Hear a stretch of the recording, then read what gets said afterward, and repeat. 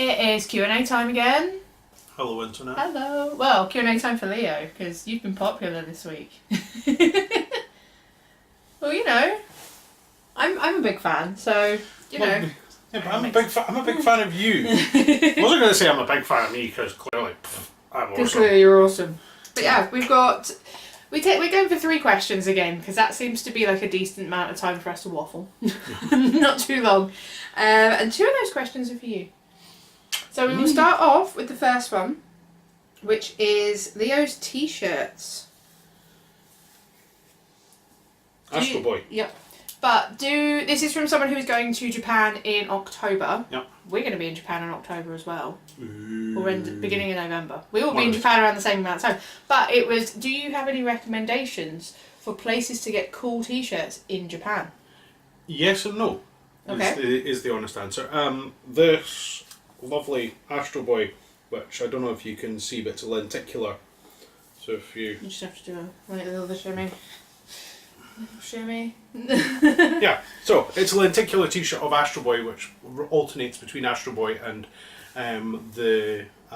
his sort of mecha underneath, and tells you what everything is, and that's really cool. And that was picked up in Narita Airport, of all places. It was actually quite weird because there was a lot of things I was thinking, particularly the first time round, it was like, oh cool, there'll be lots of really cool swag for Godzilla that I can get. And there wasn't so the much. first time round, literally there was one bit of Godzilla swag, which was a Godzilla mask. Yeah. Which I already had.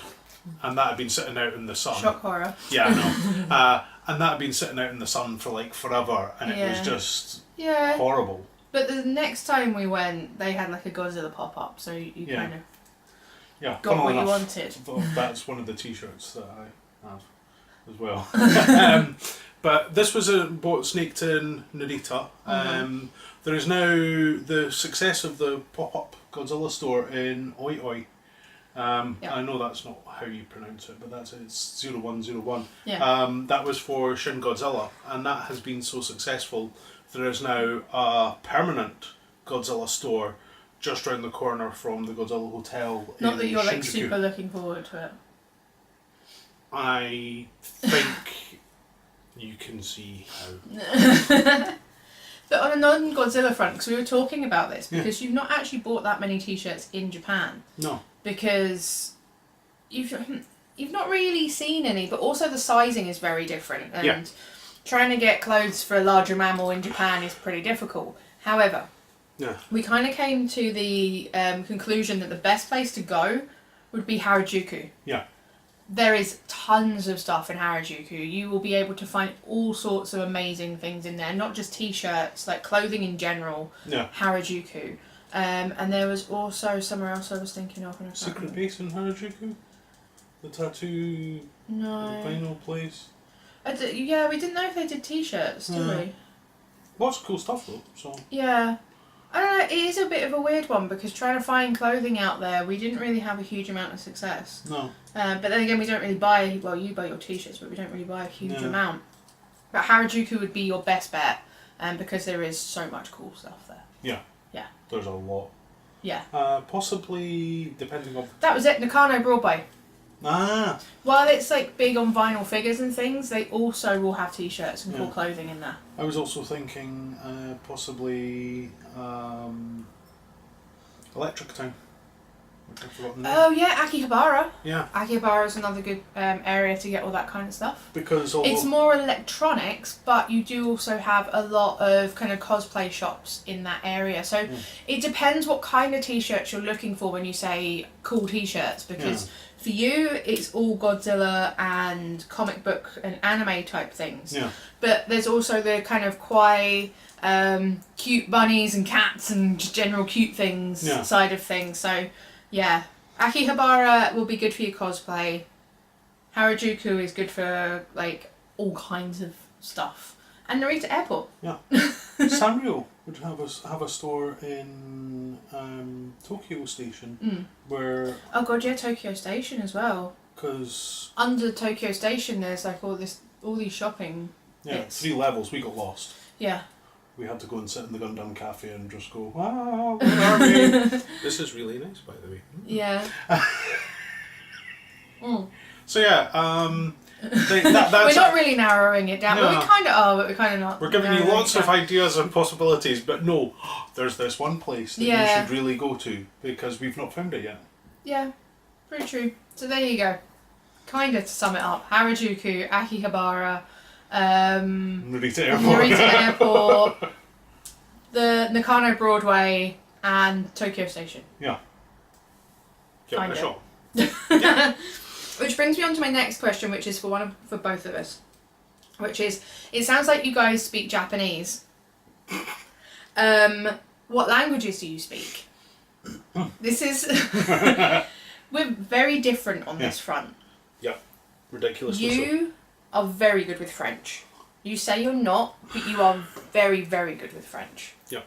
Like, you can I'm have saying yup. Like, but you can have a conversation with someone. Like, you were looking for a specific comic last time we were in Paris, and you had a full-blown conversation with someone, and I was picking up like 1 in 10 words. I had no idea what was going on. Yeah. Whereas you kind of, while you weren't looking entirely comfortable and fluent, you knew what you were saying, you knew what he was saying, and you got the point across, which was a damn sight more than I would be able to do. However, one thing which I do have to stress before with this is that was on the very last day that we were there, because I always have the first sort of couple of days.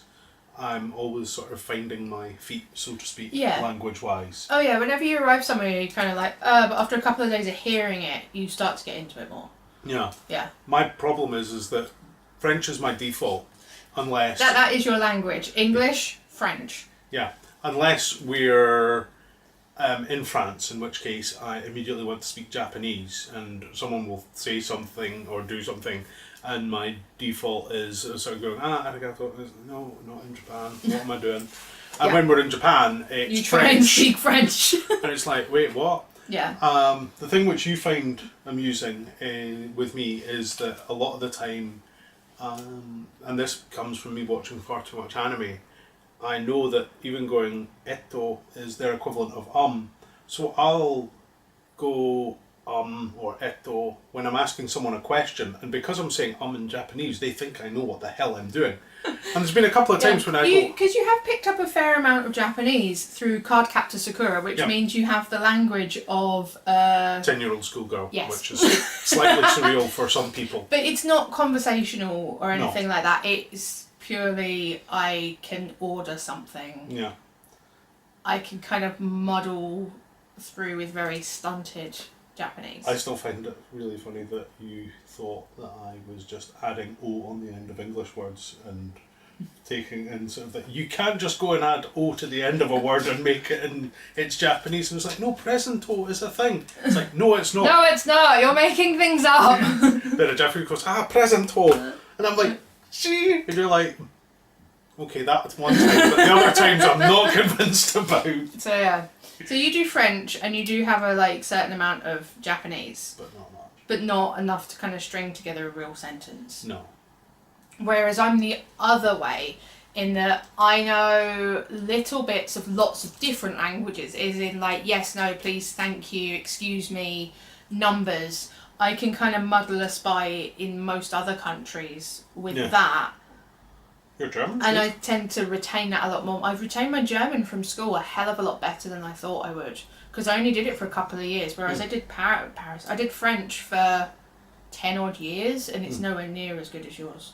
Yeah. But my German's alright. Again, I can order something, I can pick up on certain words. Yeah. It's not amazing, but I can get by. Yeah. I've been learning Spanish bits from Jamie that I work with because he is Spanish. But again, not particularly useful things. Like, I know that ivy in Spanish is hiedra, which sounds a bit like a dragon. And stupid stuff like that. And swear words, which aren't really useful. Like some interesting swear words.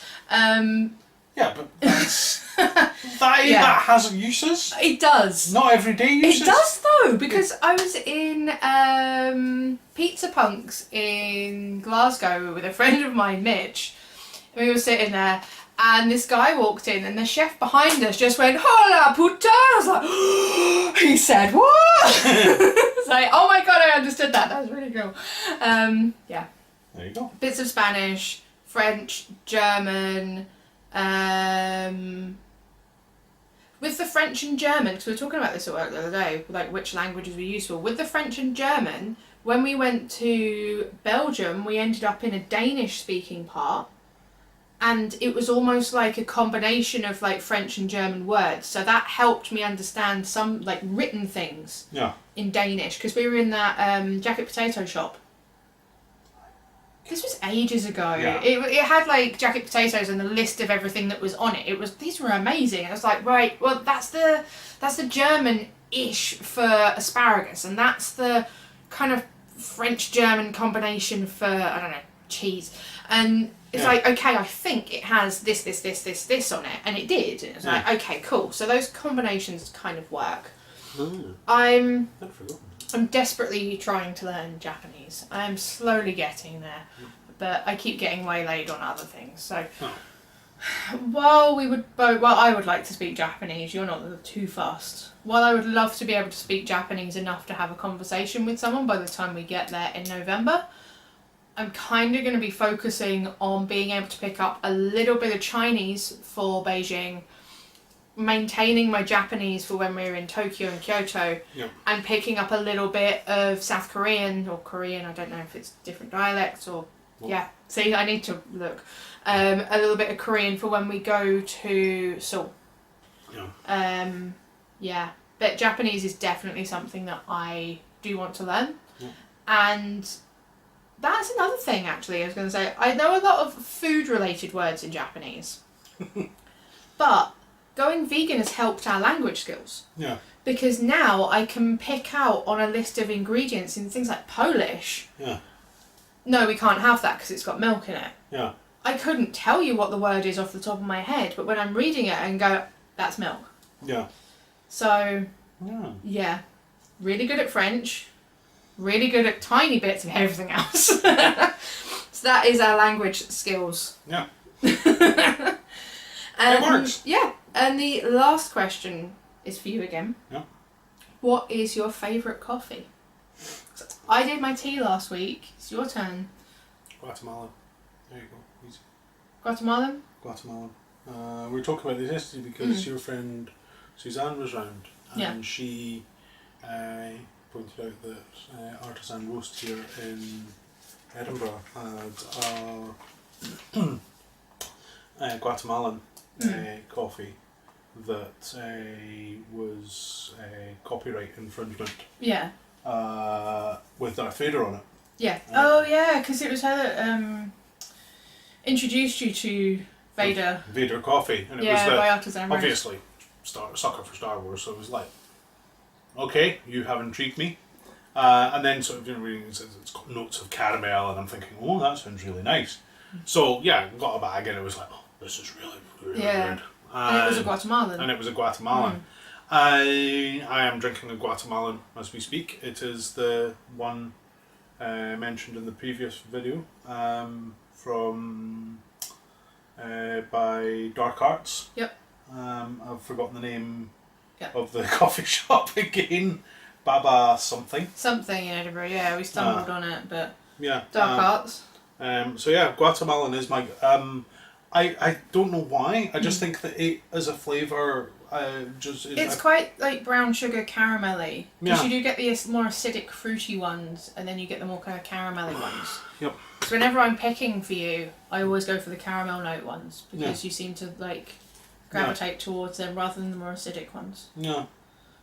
Yeah, so there you go. Guatemalan. That was easy. Well, there you go. So thank you as always for watching. Please do subscribe so we can hit that magic 1,000 subscribers.